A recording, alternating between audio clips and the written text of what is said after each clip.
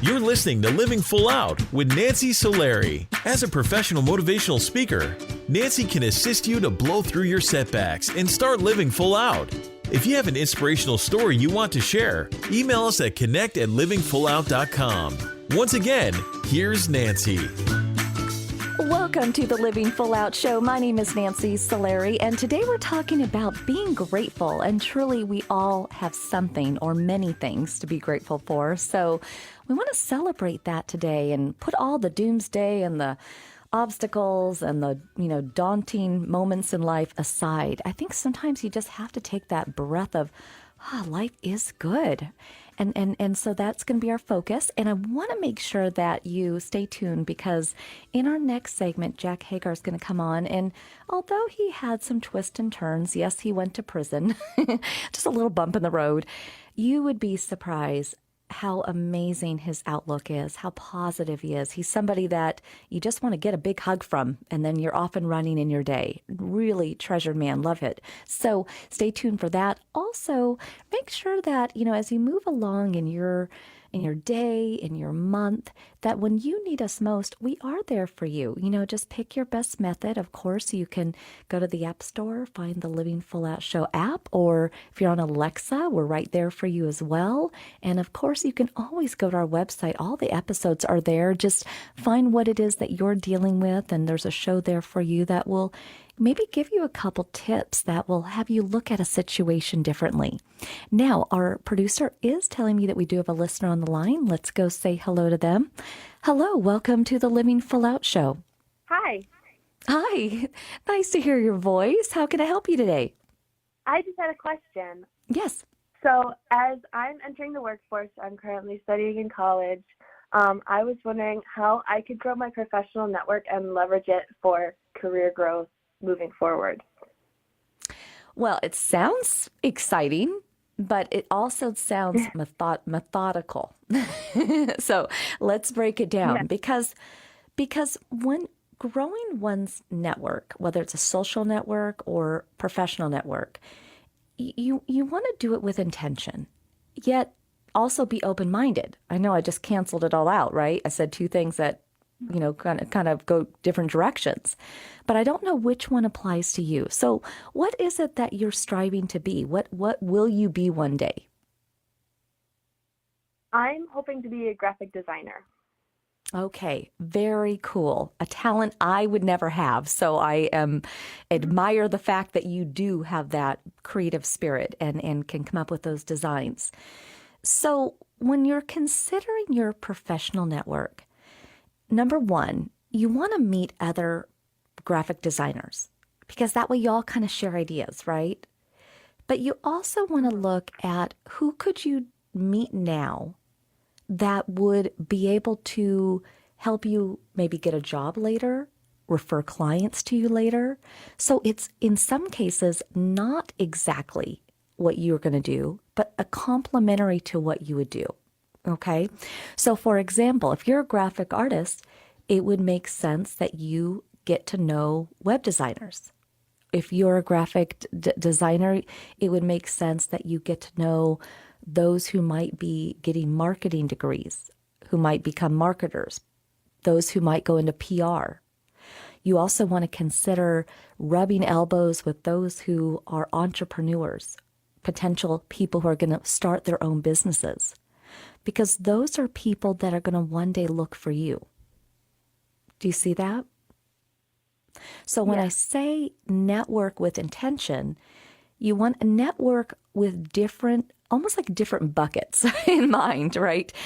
One is the people like-minded like you, where you can all share tools and information and, almost, bounce ideas off of, and you're all in the same zone, same craft. But then you want to have another bucket, which are the people that one day might hire you, all the different professional types and who those might be, because everybody that's going to school right now, they're all striving to be something. And when they become that something, they're going to be looking for someone like you to do the work that they need. So that's another bucket. Now, I also believe very much that your third bucket might be those that, may not be able to find you because you are still in school. It sounds like you might not be, on a bunch of professional networks. I personally think that you hold a lot of cards, a lot of superpowers, right? Because you grew up with computers, right? You grew up with social media. This is like, it's like breathing, right? And then on top of that, Yeah. you're amazing at it. On top of that, you're getting more skilled at it with every class and eventually your degree. So there's going to be people even like me. I'm an owner. I'm the founder of Living Full Out. So you might want to start having that other bucket be going on LinkedIn and joining different groups or Facebook, different groups or, different, sometimes even there's groups that do Zoom calls. It's not just all remotely where you type messages to each other. And you want to let people start to see your work. Don't be over salesy, but let people start to see, oh, what a great picture. What an awesome design. Because you can start kind of putting clients together now. Are you doing that? I'm starting to. Okay. Okay. So we got some options on the table, but let's go back to this. I'm starting to. So what year in school are you right now? I just finished my second year. Woohoo! Let's hear it for that. And if you could be on the 4-year plan or the 5-year plan, but finishing second year is a great thing. So in some ways, knowing that you've got 2-3 more years of schooling, there's not a huge urgency, right? But, one of the things that you want to consider, and this is kind of a daunting thought, so I don't tell you this to scare you, but it is what it is. So you got to think about every student that's going to have the same degree that you are at your school, at your university. And then think about every college, every university, every online college, everybody from your town, your state, the United States, and the world. It's a lot of graphic artists. Okay? So you have to think about now as just completing your second year, you want to think about what is going to set me apart, because it won't be the craft. It won't be the doing as much, the actions of it. So you want to start to think about, I am unique in my field because I do this. My designs look this way uniquely. And so one of the things that I would do is and it's kind of a stressful thing what I'm going to ask you to do, but I really want you to invest time in your competition.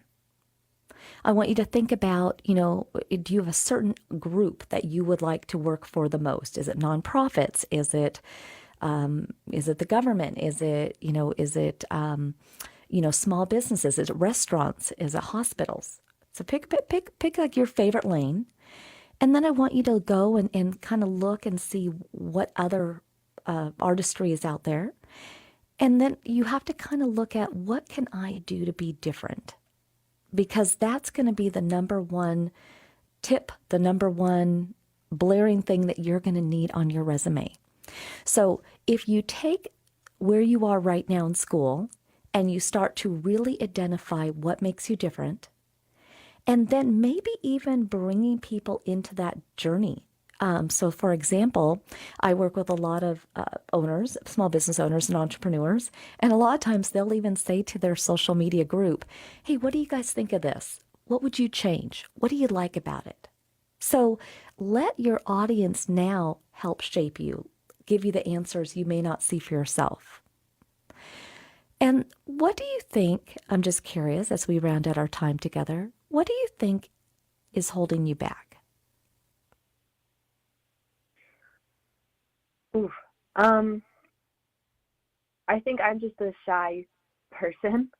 So putting myself and making connections, but also my work, is a very scary thing. That is scary. Do you think that you're good at what you do? I do. Okay. And one of the things that you want to harness, and that's why I'm asking, and maybe even do it today, send out an email, pick your favorite graphic, and ask like 6 people and have them tell you, what do you like about it? What do you not like about it? Because what you want to do is start to really bring in dialogue, bring in confidence. The reason why you're shy is you're not sure what to say. You're not sure what makes you different. But once you have 2 people tell you that and you know those little tidbits, your shyness will disappear and the confidence will sing. Okay? So thank you so much for calling in. We wish you all the best, and I believe in you. And for everybody else listening today, it is about being grateful for the talents, the skills we have, but we got to get ourselves out there and be confident. That's what it means to live full out.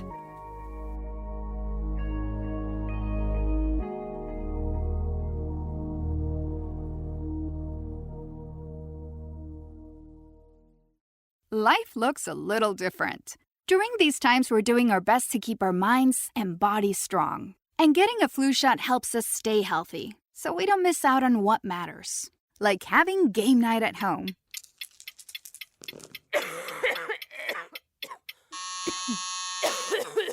Yeah, can't do that while sick with the flu. Now imagine family movie night that your daughter can't live without. Well, that's ruined. And don't forget your uncle's socially distanced cookout.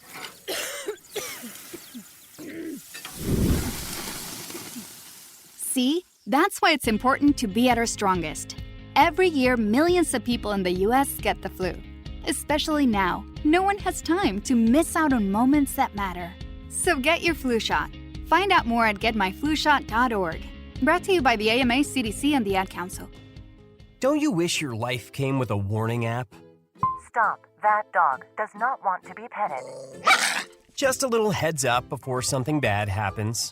Move your coffee cup away from your computer. Oh, no. So you can have more control. Stop. You're texting your boss by mistake. Uh-oh. Well, life doesn't always give you time to change the outcome, but prediabetes does. With early diagnosis and a few healthy changes like managing your weight, getting active, stopping smoking, and eating healthier, you can stop prediabetes before it leads to type 2 diabetes. It's easy to learn your risk. Take the 1-minute test today at doihaveprediabetes.org. Warning. The cap is loose on that ketchup. Ugh. Don't wait. You have the power to change the outcome. Visit doihaveprediabetes.org today. That's doihaveprediabetes.org. Brought to you by the Ad Council and its prediabetes awareness partners. Uh-oh, Brad's buzzed. Oh, yeah? Yeah, he's starting with the woots. And now a speech. I just want to say that friendship is about heart and brain. Who's with me? Good thing is, he knows when he's buzzed. And my brain is saying, when it's time to go home, somebody call me a ride. Love that guy. Me too. Know your buzzed warning signs? Call for a ride when it's time to go home. Buzz driving is drunk driving. A message from NHTSA and the Ad Council. Watch out! You got me! The galaxy is safe once again. In the pretend universe, kids play with pretend guns. In the real world, it's up to us to make sure they don't get their hands on a real gun. If you have a gun in the house, keep it locked, unloaded, and stored separately from ammunition. Safe gun storage saves lives. Learn how to make your home safer at endfamilyfire.org. That's endfamilyfire.org. Brought to you by End Family Fire, Brady, and the Ad Council. Adopt US Kids presents What to Expect When You're Expecting. A teenager. Learning the lingo. Today I'm going to help parents translate teen slang. Now, when a teen says something is on fleek, it's exactly like saying, that's rad. It simply means that something is awesome or cool. Another one is totes. It's exactly like saying, totally, just shorter. As in, I totes love going to the mall with Becca. Another word you might hear is jelly. Jelly is a shorter, better way to say jealous. As in, Chloe, I am like so jelly of your unicorn phone case. You don't have to speak teen to be a perfect parent. Thousands of teens in foster care will think you're, rad, just the same. To learn more, visit adoptuskids.org.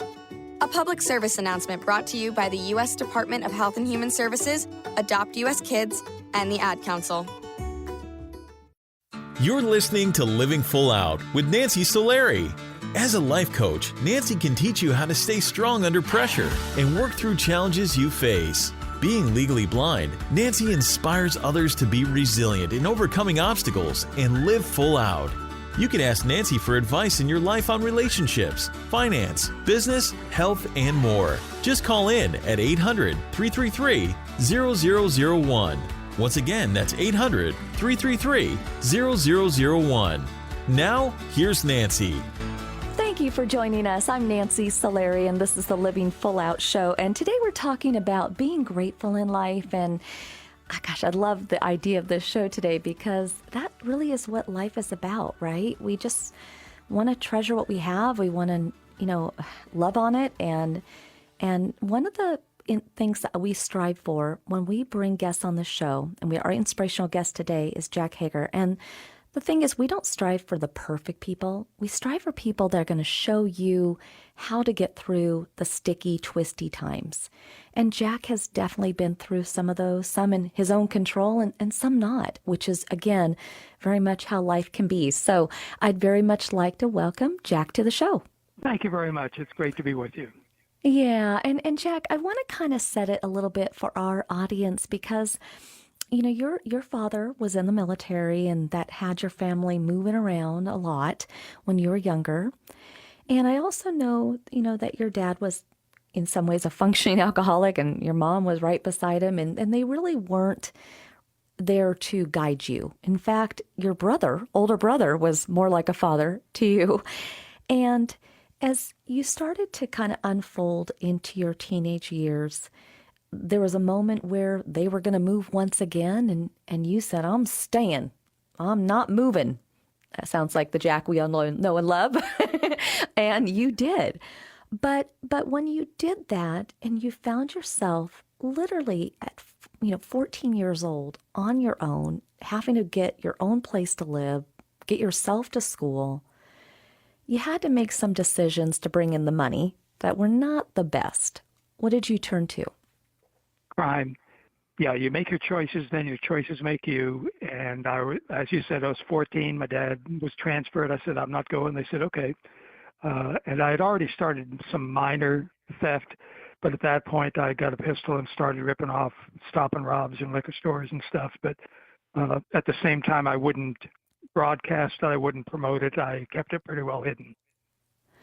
And again, so you had to do what you had to do, and you were 14, so I don't know. It's one of those things where I think we have to have grace, and I know you're a Christian, and I know there's a lot that you've forgiven in life. You went along through your teenage years, ultimately, though, ended up joining the Army. Were in it for 4 years and did everything that you were needing and told to do, and were honorably discharged. And one of the points in your journey in the military was being in Vietnam. When you came back, though, and it was time to jump back into this new reality, you're 22 years old, you pit stop over to Hawaii, kind of feeling life through, you met an airline stewardess that really put you on another path. Where did she get you going? She worked for some guys on the side smuggling.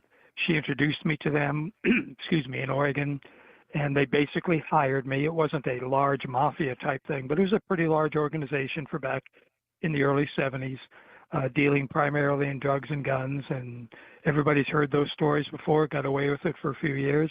And it was fun. It was my choice, but it was still fun. It wasn't a bad time for me looking at it currently at that time. I was enjoying it. At the same time, 2 or 3 o'clock in the morning, I'd look up in the darkness and think, is this all there is? And I think that many people can agree with that. Is this all there is? And those are for just the everyday people that aren't, smuggling drugs and guns, right? But the day came. Absolutely. The day came when you and the same gal and your son were at the time were in Texas, and you got caught. you and 30 other people around the country. Just everybody. It was a big organization, and many got arrested on the same day, same time. But there was a time when you were in that jail in Texas. Really, one of the moments that changed your life. You know, you knew that there was penalty coming. And you saw a pamphlet with a flag and the word prison. What was that? That's correct. It was a little paperback book. They had found some drugs in the cell, which is not unusual because drugs are easier to get in jail and prison than they are on the street. The unusual thing is they punished us.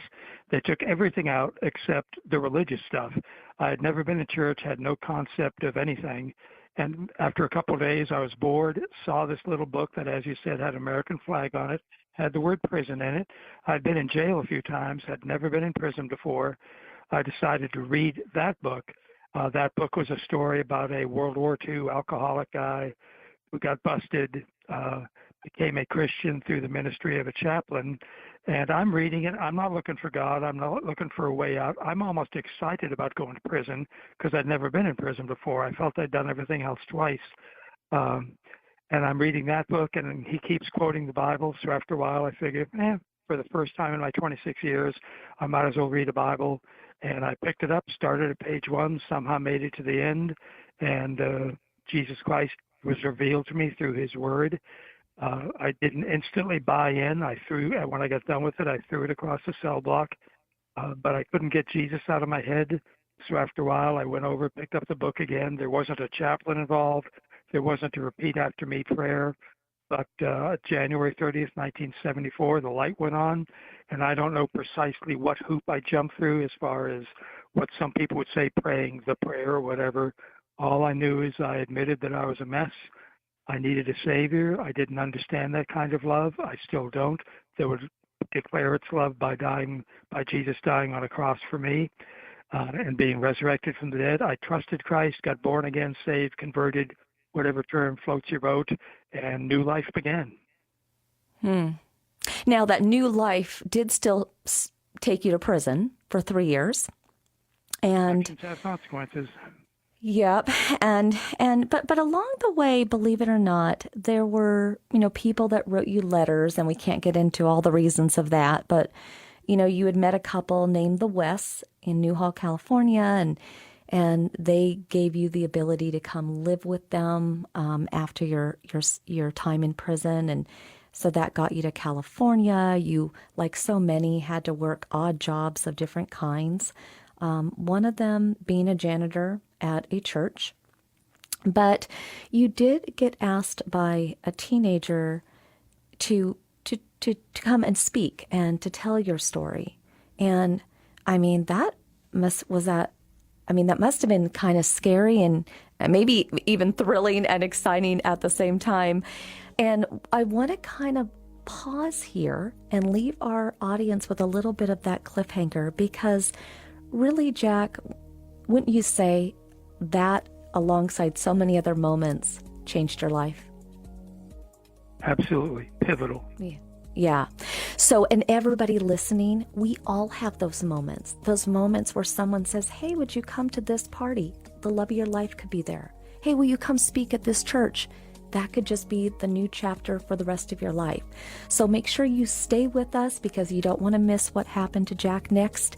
This is the Living Full Out Show. I'm Nancy Solari. Today it is all about being grateful, even for the moments that are the hardest, that sting the most. They are actually what can take you higher. We'll be back.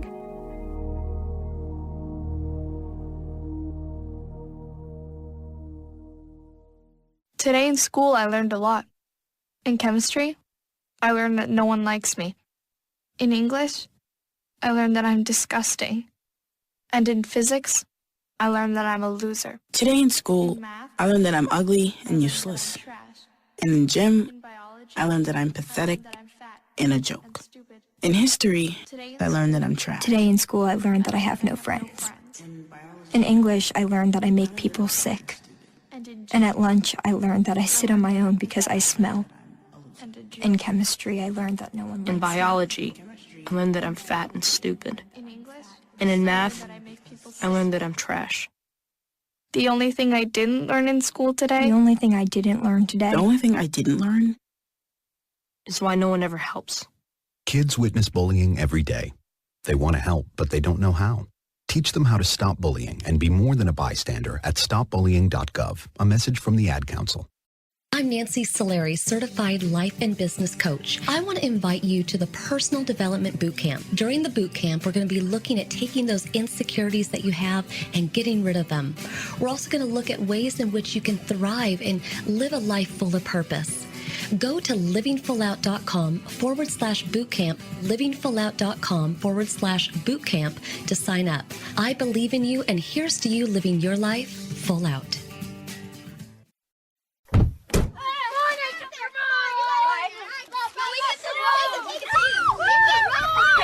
They'll challenge your authority. Seatbelt on.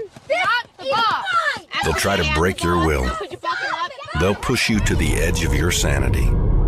Because that's what kids do. But this car is your territory, not theirs. Defend it. Who makes the payments? Who cleans it? Who drives it? You do. That's who. And in here, your word is law. So when you say you won't move until everyone's buckled up, you won't budge an inch. Until you hear that click. Never give up until they buckle up. A message from the National Highway Traffic Safety Administration and the Ad Council. For more information, visit safercar.gov/kidsbuckleup.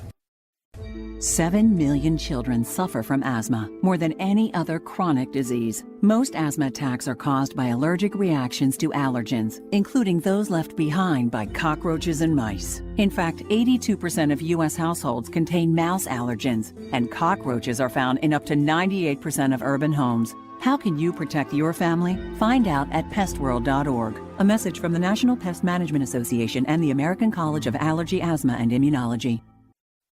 Get it, slip it, cuff it, check it. Talk to doctor now and share it. I get it, slip it, cuff it, check it twice a day. I get it, slip it, cuff it, check it in the morning and before dinner. I get it, slip it, cuff it, check it, and share it with my doctor. Nearly 1 in 2 U.S. adults have high blood pressure. That's why it's important to self-monitor your blood pressure in 4 easy-to-remember steps. It starts with a monitor. Now that I know my blood pressure numbers, I talked with my doctor. We're getting those numbers down. Get it, slip it, cuff it, check it. Talk to doctor now and share it. Be next to talk to your doctor about your blood pressure numbers. Get down with your blood pressure. Self-monitoring is power. Learn more at manageyourbp.org. Brought to you by the Ad Council, the American Heart Association, and the American Medical Association. In partnership with the Office of Minority Health and Health Resources and Services Administration. You're listening to Living Full Out with Nancy Solari. With Nancy's expertise, you'll learn how to embrace your potential and strive for success. If you have a question or need further support, send us an email at connect@livingfullout.com. Now, here's Nancy.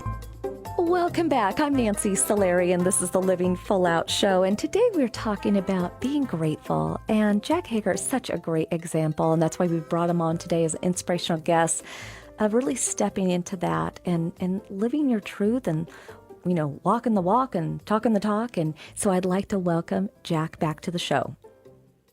Thank you so much. Now, as we talked about in the last segment, here this teenager, you're a janitor at a church, and this teenager says, "Hey, Jack, come speak at our group." And you say, "Okay." But that was the first time you had actually shared your story. What was that like? It was, as you say, a mixture of fear and a mixture of great opportunity, hoping that somehow something I shared would prevent somebody from going down the same road I did. And there was about 50 or 60 teenagers, and I probably spoke for 20 minutes, and that was my first real opportunity to quote-unquote preach.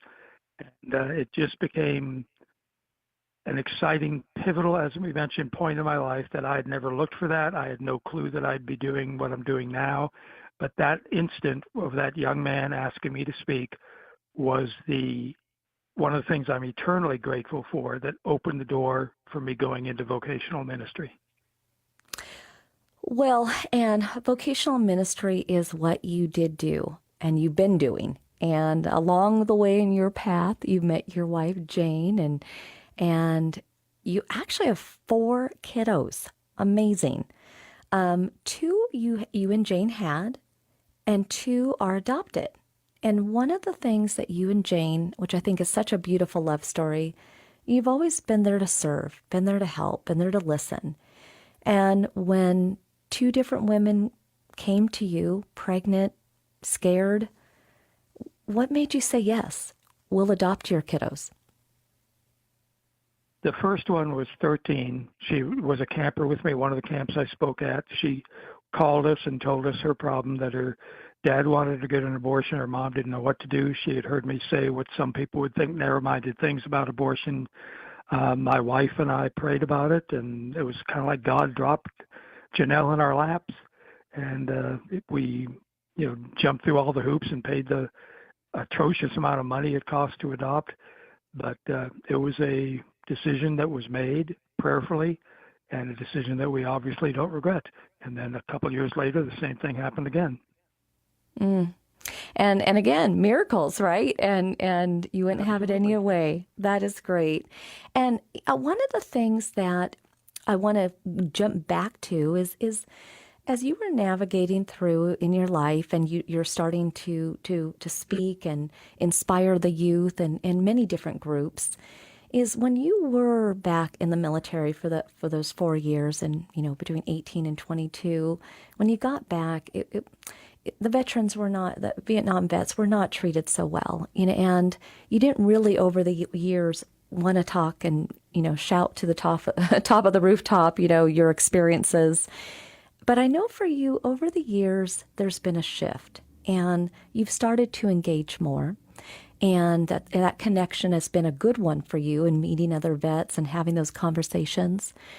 And I know so oftentimes we hear people say, thank you for your service. But there is a phrase that people may not know, which is welcome home. And that's the one that means the most to you. Internally amongst Vietnam vets, why is welcome home so special? I think simply because, as you say, back in the 60s, et cetera, in the early 70s, when we came back, we were vilified, spat upon, a whole lot of other things. And it hurt. It was, most of us were already angry because they wouldn't let us win the war. And then to come home and be attacked really stunk. And for many years, I wasn't ashamed of my service, but as you mentioned, I didn't broadcast it.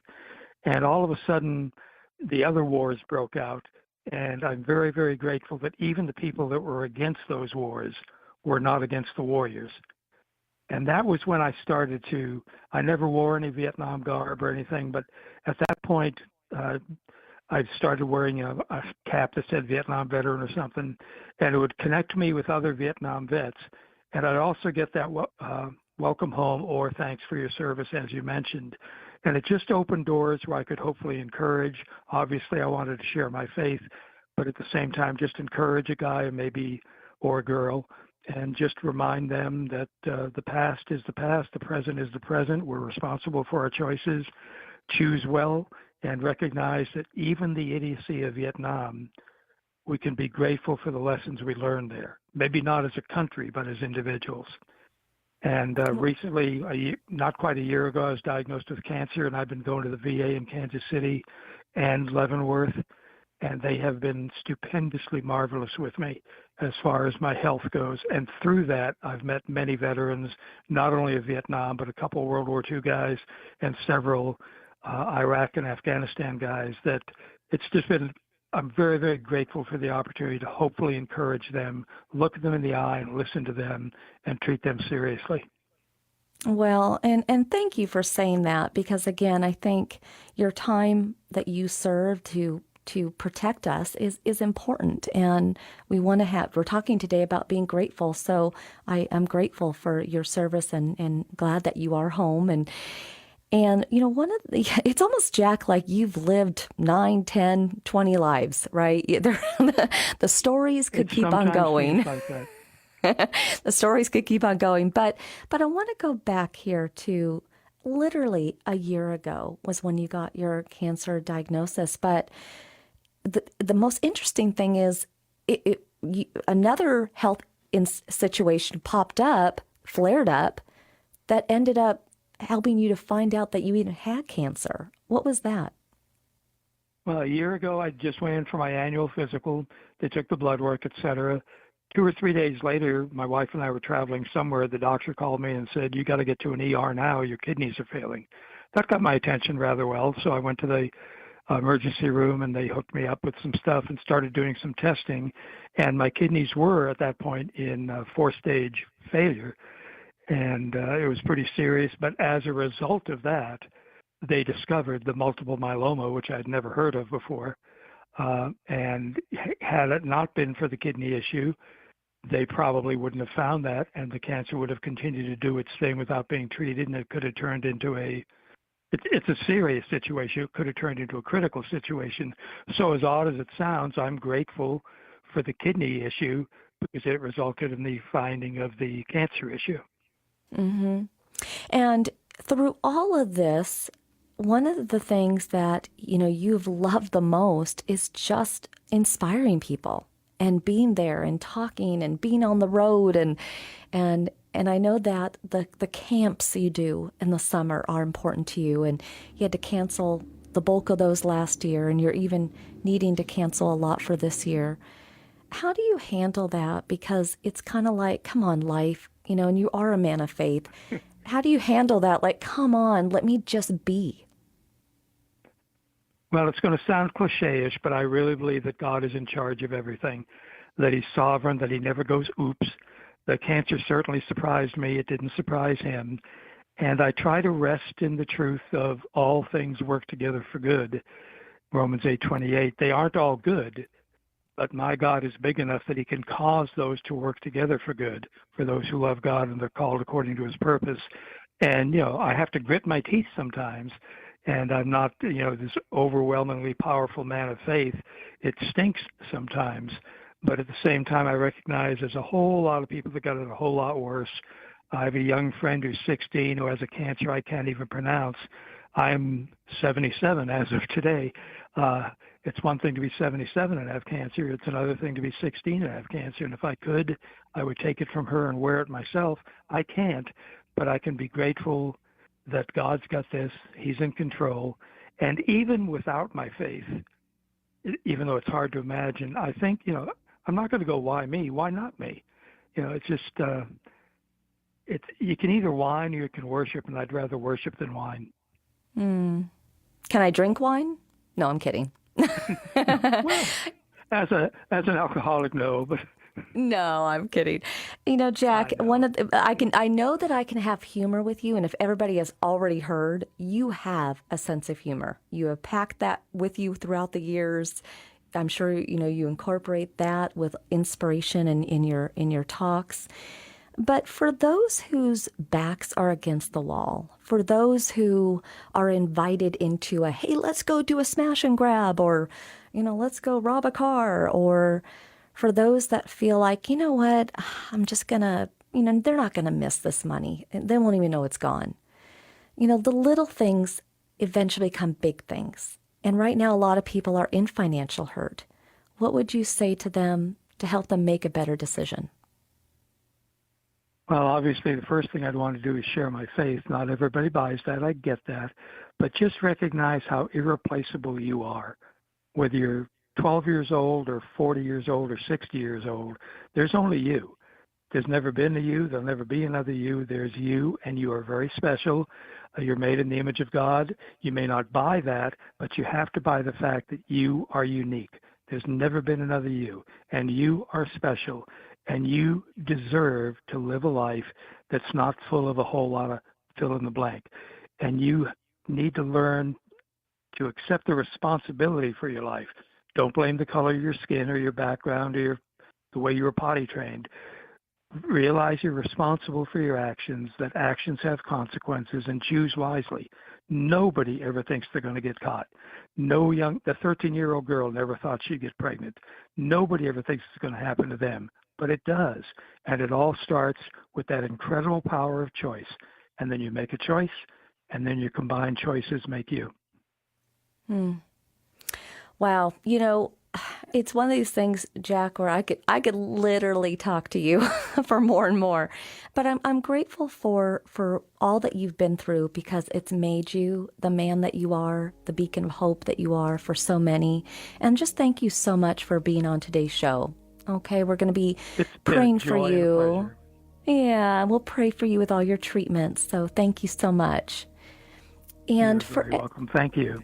You're welcome. And for everybody listening, just like Jack, I mean, these moments in time where we have all these riddled stories like he's got, these were hurdles and pains and heartbreaks that he got through. But listen to him now. You too have that success story. You too have those insights and that light that you can share with others. So reach out to us at connect@livingfullout.com. Give us your contact information, what you went through, most of all, what you learned. And we'd very much like to have you on as an inspirational guest. So we'll be coming right back after this break. It's all about living full out.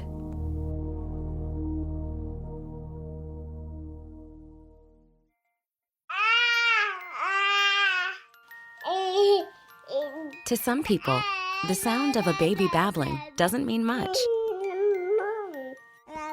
But that's not necessarily true. By 6 months, they're combining vowels and consonants.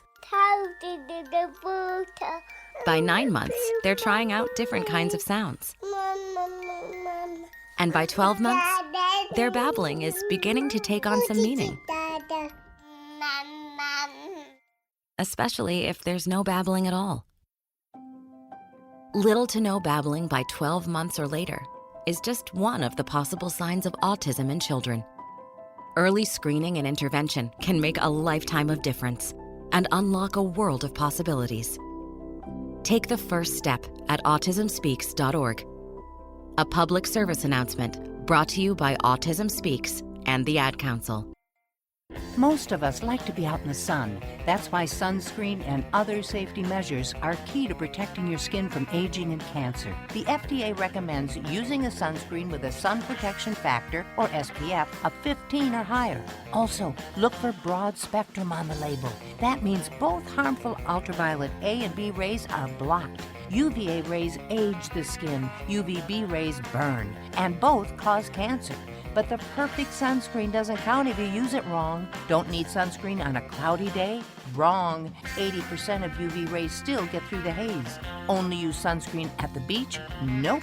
Anytime you're outside, UV rays attack the skin, so you need protection. And you have to reapply sunscreen every 2 hours. Remember, SPF plus broad spectrum equal healthy fun in the sun. Visit www.fda.gov/sunscreen for more information. A message from the U.S. Food and Drug Administration. Right now, our country feels divided, but there's a place where people are coming together. I gotta tell you, I was nervous to talk to someone so different than me. Me too, but I'm glad we are. Love Has No Labels and One Small Step are helping people with different political views, beliefs, and life experiences come together through conversation, and it feels good. Wow, your story is so... Interesting? Yeah. When people actually sit down, talk, and listen to one another, they can break down boundaries and connect as human beings. At lovehasnolabels.com/onesmallstep, you can listen to amazing, life-changing conversations and find simple tools to start a conversation of your own. I know one thing. This conversation gives me hope. It gives me a lot of hope, too. Take a step toward bringing our country and your community together by having the courage to start a conversation at lovehasnolabels.com/onesmallstep. A message from StoryCorps, Love Has No Labels, and the Ad Council. All right, crew, let's get her dug. Honey, want to give me a hand? I'm planting that tree, remember? No matter how large or small your digging project may be, no matter how urban or rural, you must always call 811 before any digging project. 811 is our national one-call number, alerting your local utility companies to come out and mark any lines they have near your dig site. You must call 811 at least 2 to 3 business days before any digging project, so you can avoid hitting our essential buried utilities. This includes natural gas and petroleum pipelines, electric, communication cables, and water and sewer lines. So before you do this or this, make sure you do this. For digging projects big or small, make the call to 811. Brought to you by Common Ground Alliance. It's time to be grateful. You know that there's someone in your life who has made a difference. You also know that you have your favorite food that you couldn't do without. And you probably have a pet, a fur baby, something in your life. It could be a gem. Be grateful for all those things that allow you to feel calm, peaceful, and positive. Because truly, when it comes to living full out, we have to be grateful.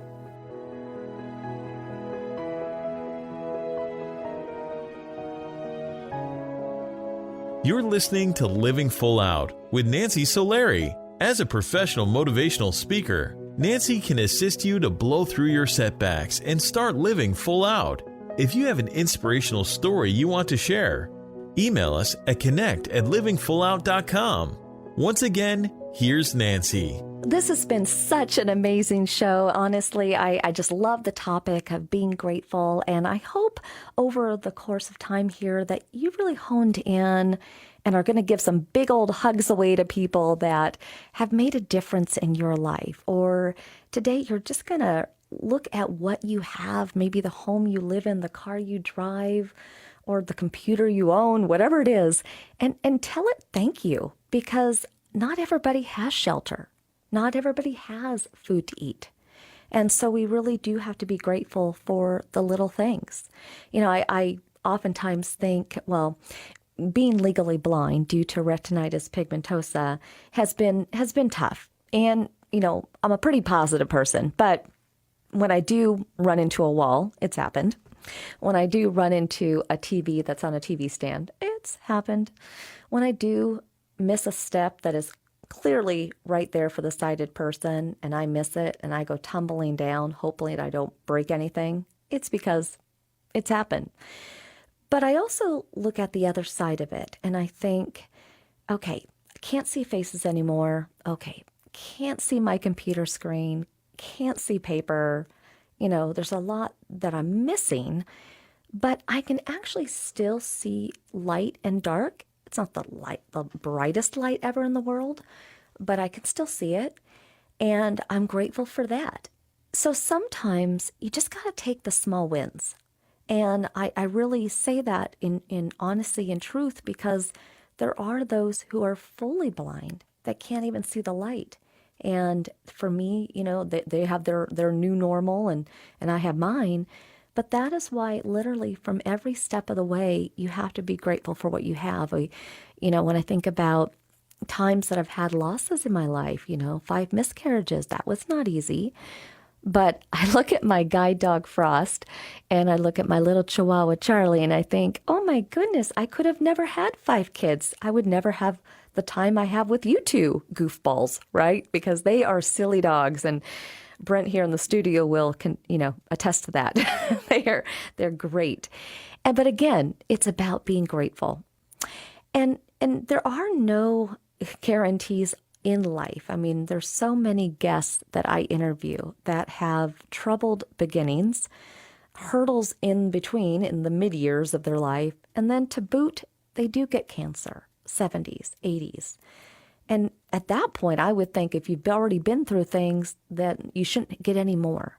But the truth is, you have to look at these times when heartbreaks and times that were tested that come up, not as woe's me, not as why me, why, come on, I've been through enough. You have to actually look beyond the moment and think, okay, what do I need to learn from this? One of the things that blindness has taught me is patience.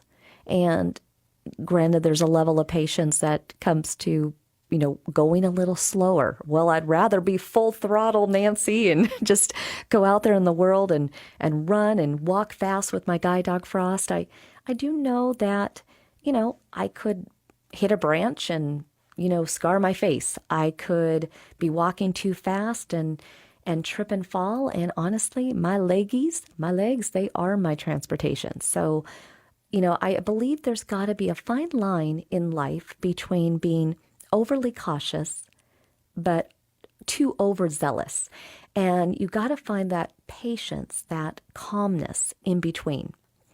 And wherever you are in your life, whatever it is that you're managing, whatever it is from your past that you haven't quite let go of, I hope that you can find gratitude today in finding peace in those situations. And how do you do that? Well, if you're a person of faith, tune into that more today. If you have that person in your life that you feel comfortable sharing with and being honest with, then call them up and say, you know what, do you mind if I just take 15 minutes, an hour of your time, whatever you feel you need, and will you just listen? And sometimes just the words of getting something out of your mind, out of your heart, actually out of your body is cleansing and can bring peace. And we live in a world where literally at our fingertips, on the computer, on the phone, you name it, there are podcasts and videos online of different kinds. So if you were to serve up, how do I find peace in a breakup? How do I find a way to forgive or get over a divorce? How do I let go of feeling angry or frustrated in terms of losing my vision? I promise you pop that into the search engine and poof, you're going to have others that have been through it that are going to share their insights with you. And I find that the online can be, of course, a scary place, and there's that dark web and things, but I honestly look at it for the good. There is a community of those who are creating videos, sharing precious moments, and really standing in gratitude, and that could be you. So you know what? Hey, start your own YouTube page. Start taking your own videos. Pay forward what you have learned. So today has been just fantastic. I have loved being with you. And really the most important thing is you today take a moment, stand and be in gratitude. The entire Living Full Out family is right beside you. We've got Dirk and Brent and Julie and William and so many that just want to make sure that you are leaping away from today's show taller, stronger, better than you were before. Here's to you living full out.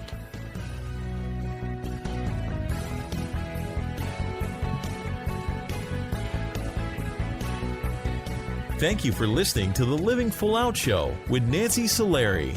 To learn more about this program, visit livingfullout.com for the latest episodes. Connect with the Living Full Out community by following us on Facebook, Twitter, Instagram, and subscribing to our YouTube channel. Here's to you, living full out.